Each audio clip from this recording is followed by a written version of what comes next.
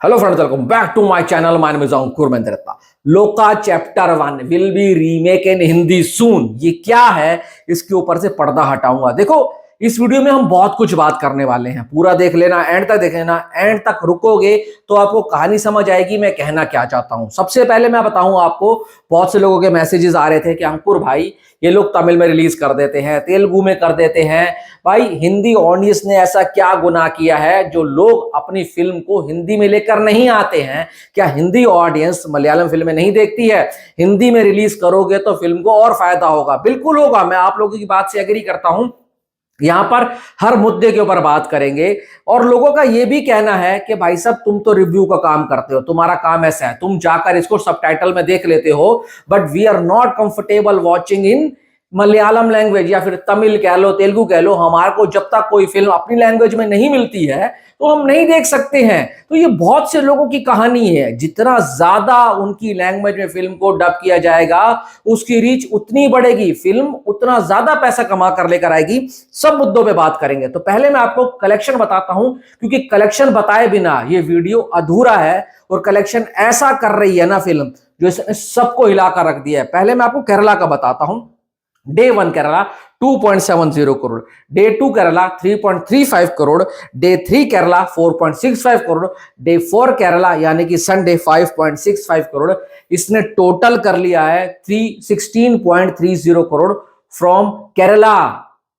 एक ही स्टेट से 16 करोड़ रुपए कमा चुकी है। अगर ये आपको लग रहा है कम, तो शौक देने के लिए दो जगह के और आंकड़े बताऊंगा। जब वो सुनोगे तो आपको लगेगा ये मलयालम फिल्म नहीं है, ये कोई ओवरसीज की फिल्म है, क्योंकि इसने वहां पर झंडे गाड़ दिए हैं, हिस्ट्री क्रिएट कर दी है। जीसीसी एंड यूएई में ये 3 मिलियन प्लस का बिजनेस महज 4 दिन में कर चुकी है। 4 दिन के अंदर इसने 25 करोड़ का बिजनेस यूएई एंड जीसीसी से कर लिया है, जो कि एक बहुत बड़ी बात है। ये कोई मोहनलाल सर की फिल्म नहीं है, ये कोई पृथ्वीराज की फिल्म नहीं है, या इसमें दुलकर सलमान लीड में नहीं है, या फिर फाफा की फिल्म नहीं है, ये कोई लार्जर देन लाइफ वाली फिल्म नहीं है। महज 30 करोड़ की फिल्म है, जिसमें लीड एक्ट्रेस जो है ना डेब्यू कर रही है। प्रियदर्शन सर की बेटी कल्याणी प्रियदर्शनी है, और उनकी कोई ऐसी फैन फॉलोइंग नहीं है। ये क्या है? ये सिर्फ और सिर्फ इस कंटेंट की पावर है, इस स्टोरी की पावर है, प्रेजेंटेशन की पावर है। और भाई साहब, जो एग्जीक्यूशन किया है इस कहानी का डायरेक्टर ने, उसकी पावर है कि पब्लिक किसी बड़े स्टार को देखने नहीं जा रही है, उस प्रेजेंटेशन को देखने जा रही है कि कैसे एक लोकल जगह से फिल्म निकल कर आती है सुपर हीरो के ऊपर, और वो इतना तगड़ा कलेक्शन करती है। क्योंकि इस फिल्म में ना सुपर हीरो वाली या सुपर वुमेन वाली जितनी फिल्में बनती है ना, उनके एक तरह से पैटर्न को ब्रेक किया है। उनका पैटर्न बहुत सिंपल होता है, पर इसने उस पैटर्न को ब्रेक करते हुए एक नई तरीके से फिल्म को दिखाया है, जो कि पब्लिक को वही अट्रैक्ट कर रहा है। आज हिंदी ऑडियंस इस फिल्म को देखने जा रही है ओरिजिनल लैंग्वेज के अंदर। हर हिंदी रिव्यूअर ने इसका रिव्यू किया है। क्यों किया है? क्योंकि वो इस फिल्म को देखने के लिए एक्साइटेड थे, और जब वो थिएटर में देखकर आए ना, तो कसम से कह रहा हूं, हर किसी ने इस फिल्म को पॉजिटिव रिस्पांस दिया है। भले ही स्टोरी थोड़ी सी ढीली हो, थोड़ी सी फिल्म बीच में स्लो हो जाती हो,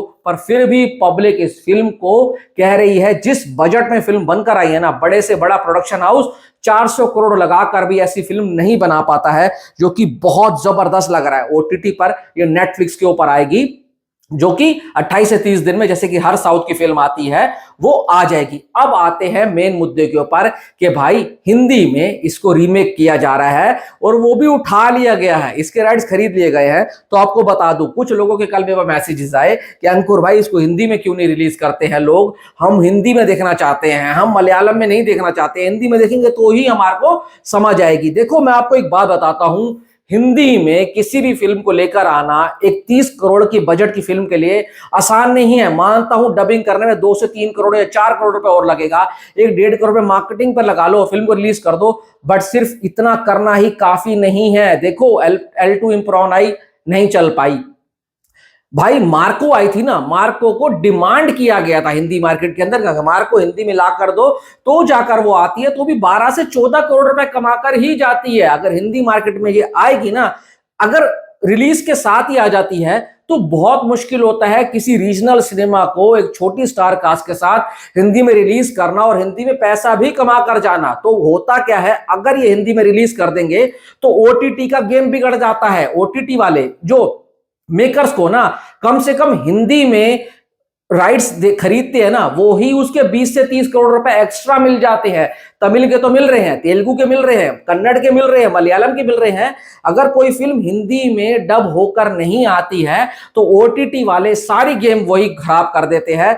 वो ऐसा लालच देते हैं मेकर्स को कि भाई हमसे आप 30 से 35 करोड़ रुपए एक्स्ट्रा ले लो, पर इसको हिंदी में बिल्कुल भी डब कर कर मत बेचना। अब मेकर्स भी क्या करे, जब फिल्म का बजट 30 करोड़ है और सिर्फ एक हिंदी लैंग्वेज में डब करने के उनको वो भी ओटीटी के साथ डील करने के ना 30 करोड़ रुपए एक्स्ट्रा मिलेंगे, तो कौन ऐसा बेवकूफ होगा जो फिल्म का बजट पूरा एक ही लैंग्वेज से आ रहा है वो वहां से नहीं उठाएगा। पर ये चीज लॉन्ग टर्म में इन फिल्मों को इफेक्ट करती है, इन फिल्मों को डैमेज करती है। अगर आज मेकर्स इस रिस्क को लेना शुरू कर दे और हिंदी में भी ओरिजिनल लैंग्वेज के साथ साथ रिलीज करे ना, तो सच बता रहा हूं हिंदी मार्केट भूखी बैठी है। हिंदी मार्केट को कंटेंट चाहिए और हिंदी मार्केट को अगर कंटेंट समझ आता है तो फिल्म बहुत पैसा कमाती है। अब आते हैं इस बात के ऊपर कि कुछ लोग बोल रहे हैं अजय देवगन ने इसके हिंदी मार्केट के राइट्स, हिंदी डब के राइट्स उठा लिए हैं और वो अपनी बेटी को लॉन्च कर रहे हैं। ऐसा नहीं है भाई, ये बात सरासर गलत है। और हाँ, कुछ भी मलयालम फिल्मों की बात होती है तो अजय देवगन का ही नाम आगे आता है,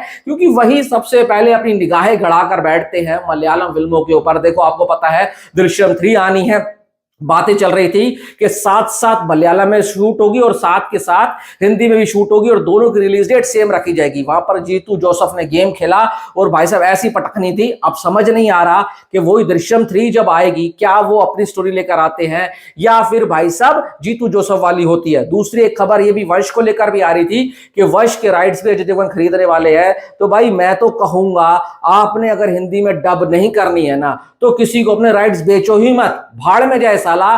रीमेक के बाद फिल्म का जो है ना मेन खुशबू होती है, एसेंस होता है ना, वो खराब हो जाता है। ओटीटी पर दो, हिंदी मार्केट में जिसने देखनी है वो ओटीटी पर देख लेगा। पर उससे अच्छी बात यह है अगर इस तरीके की फिल्में जो सुपर हीरो जॉनरा वाली फिल्में होती हैं, जो कि हिंदुस्तान में बहुत कम बनती है और बनती भी हैं, तो भाई साहब वो उस तरीके को जस्टिफाई नहीं कर पाती हैं जो कि लोका कर रहा है। एक इंटरनेशनल क्वालिटी दे रहा है, एक हॉलीवुड के लेवल की टक्कर की फिल्म महज 30 करोड़ में बनाता है।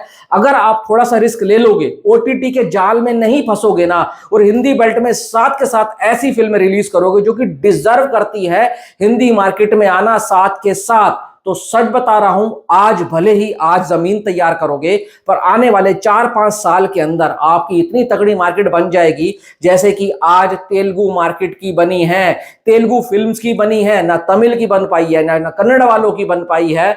और भाई साहब ओनली एक इंडस्ट्री है जो हिंदी मार्केट के अंदर अपनी मार्केट बना चुका है, उसका श्रेय जाता है राजा मौली साहब को।